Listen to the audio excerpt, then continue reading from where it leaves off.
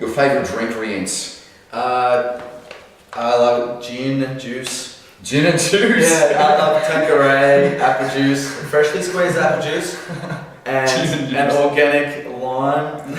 Wow, beautiful. So yeah, excellent. That's a good a one. little bit of ice. Wow, there we go. You're gonna have to make me one of those one day, Rients. Yeah, that's my standard. Favourite colour, Rients? Blue and green together. They sort of. I'm a fairly fiery guy. I think inside, and it sort of chills me out. Wow. The blue and the green, yeah. Very good. Your favourite personal item, Rients? You know, memorabilia, clothing, jewellery, car? No, I collect a lot of stuff, but one particular thing I can't think of. The most important object to me is my studio setup, my computer, and that's yeah. Wow, good. Favourite gadget you just can't live without? Again, I have to say my computer, my interface, my mic. That's what I really need the most in life when it comes to objects. That's great. That's great. What star sign are you, Rients? Aries. Aries. Mm. So you've just had your birthday then? Yes. And why has this been so? Is it coming up, or have you had it? No, I had it. That's where I went. I went. Why has this been such a? You don't put it on Facebook then? No. Happy birthday. Happy birthday. Thank you. Aries. We all know about Aries, don't we? Fire signs. What are they? They're the god of war. They're the star sign of war. They're meant to be the most powerful star sign. I didn't know you were Aries, Rients. I'm Aries, yeah. You're not your traditional. Well, you said you're fiery, but they're normally very fiery. It's normally the females that are fiery, aren't they? I'm not sure. I squeeze a lot of fire down. Aries. You need to tell me where that is so I can put it in my diary. Because it wasn't on Facebook, so I'm sorry about that. But happy birthday, Rients. Thank you. And obviously, we want to keep the date private, so we're not going to release this on this video. Your idol, favourite idol, MJ again. I don't really know enough about someone for them to be my idol as such. Like I would say Sia at the moment, probably because she's I followed her a little bit throughout her career, and she's at the moment like at the top of like the food chain musically. Like she's releasing hits after hit, like writing for the biggest artists. You heard her latest song with Pink, Waterfall? Yes, I have. Yeah. Good song. Yeah. Good song. How the actual chorus, Waterfall, comes lower, which is different for Sia's structure. Sia's normally building a building. Yeah. The pre-chorus is actually the highest point of the song, and then the waterfall comes down. I thought it was very good. Yeah. No. So she's really great. She knows how to write a tune. Also, she cool hair. I don't know. I've known her from before the hair, so it was the same hair, but you could see her face essentially, I think. But she had a kid pretty early, I think. So her first, I think it's her first album has got quite a bit about her child in it. So that's been a little bit like inspirational for me. A journey for you, because yes, it is like that, to have that and to find that balance as well to do that. And it is a tough thing to sometimes juggle and get that balance right. And I've been reading as Adele has just been out about her lifestyle balance, and she said it's actually helped her out to be more disciplined, because she has to now go home and attend to family matters more so than obviously going out and doing what she was doing before. Yeah. You waste a lot less time, I'll tell you that much. Yes, you do. Rients, if you could have a dinner party and invite any two famous people, who would they be and why? I like this question. Yeah, it's so hard though. I like this question. Not because there's. I find it hard to think of someone that would be like. I just think I'd just sit there and go, I don't know. But I'd have to say probably Sia and Björk, probably. Wow. There we go. And you know, maybe we could say, girls, can we quickly just step into the studio and just for half an hour see what we can come up with? Yeah. No, you know, but That yeah. would be amazing. Yeah. You three together. We'll see what happens. There we go. Do you have a celebrity crush, Rients? Have you had one? Yeah. Have you had one? Back in the day, it was probably Gwen Stefani. Like, Whoa. yeah, I really dug it. The baggy pants and the... Yeah, the hipster baggy pants with it. But, you know, just a girl that was such a cool film clip, and like I was just like, oh my god. You know, she's just a strong woman, you know, singing about, you know, how ridiculous the saying it is to be just a girl, you know. So, yeah. A lot of that album as well too was about breaking up with that other member in her band as well too. So I'm not sure. there was a lot about that. It was a great album. But I do love it, yeah. Your favourite leisure activity or hobby besides singing? Okay. I like going to the beach. I like the beach and the bush, and yeah, hanging out with friends, the beach and the bush. Very good. Yeah. Do you have a personal motto that you live by, and if so, what is it? Just the, you know, the usual sort of like follow your heart, and do whatever, do things of most love, essentially, like, you know, ask yourself, you know, is that the most loving thing to do? And sometimes that can be the hardest thing to do, but yeah, that sort of thing. Yep. Yeah. It's a great motto. It is. It's probably can be worded better, but yeah, that's the gist. Yeah. Your best or fondest memory?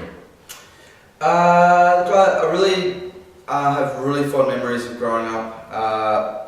Just after leaving home and going to share housing with some awesome people.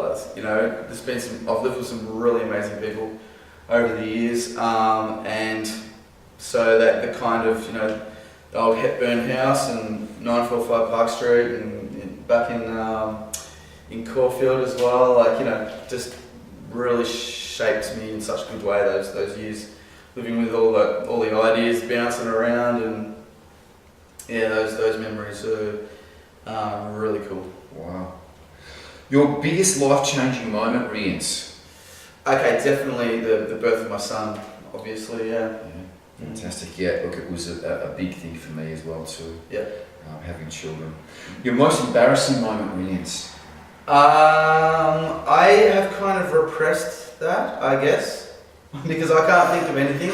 Whenever I think of it, I just can't come up with anything, except like maybe young child, like walking into the wrong person's house or something like that. I don't know. Otherwise, yeah, no. Yep. Favorite travel destination? Philippines? The Philippines is amazing. I've also been to Thailand, to Fiji, and to Cambodia, and all around Australia. But I think you know, as long as you're with friends and or with good family, or on the beach with the bush, good music, you know, one specific place, I don't know. Oh. It's more about the people. Yep. Do you have a sport that you watch, Rients? No, not anymore. I used to watch 90s NBA, National Basketball Association basketball. Yeah. Is that American basketball? Yeah, it was. Yeah, so I used to watch that a lot back in, you know, Jordan era, and I used to watch that a lot, but no longer. Yeah. Your opinion on the state of the world at the moment, Rients? It's spherical. I would say it's sort of a sphere. I don't know. Are you optimistic about the future of the of the state of the world? Yeah. Yes. More than pessimistic, I'm optimistic. Yeah. Because things have changed a lot, Rients, in the last 10 years, especially being able statesmen like me and yourself, especially to do with technology. Mm-hmm. You know, it's really, it's the last 10 years has just been crazy with what's been happening. Very good. Okay. One thing that you think that you could make the world a better place. Empathy. Definitely empathy. Empathy. Yes. That's a good one. Yeah, so just it's putting yourself, thinking about putting yourself in other people's shoes. So not actually feeling other people's pain, but just thinking about where's this person from, why are they saying this? Okay, they've probably, might have happened to them. All right, so that this is why they have this worldview instead of, oh, they're wrong, they're terrible, you know, Yeah. hating them, you know, just loving each other and really trying to work out why they would be saying something you didn't agree with. That's a very difficult thing though, really. It is. I understand totally where you're coming from, and I know it's one of my, when I meditate, it's one of my words that I try to breathe in love, and I breathe out empathy is one of the words that I say. But it's a very hard thing, but it's a great thing, because everyone has got their own journey and been through whatever they've been, and you don't know what they've been through. You don't know what the journey is as well too, and what they've been through. So it's a tough one. With empathy, then you can, you have a small chance of, combining with someone and maybe, coming to more of an understanding of things. Yeah. But with hate, you just get separated. Yeah, well, as you know, Rients, I don't use the word hate never or can't. Mm-hmm. Yeah. It's bad for my karma. Yeah. I've mentioned it 3 times now. I can't. Well, I'm saying, yeah. I can't. It's I'll forgive you, Rients. I can't say as much. I can't is something I always say to my students never to say. We don't say it in class. We don't say I can't. It's always we're having trouble with something and we're going to do it better. Do you have a charity or organisation or something that is close to your heart that you would like to mention or plug? No, I don't feel rich enough to be thinking about charities at the moment. But if someone needs help them. That's what I would say. Yeah. Anything else? Any last thoughts you'd like to share with the viewers, Rients? So I should just probably say that, a bit recently, and more, generally throughout the classes, probably been hearing a lot of people saying, I wish I had done this, years ago or, decades ago or whatever.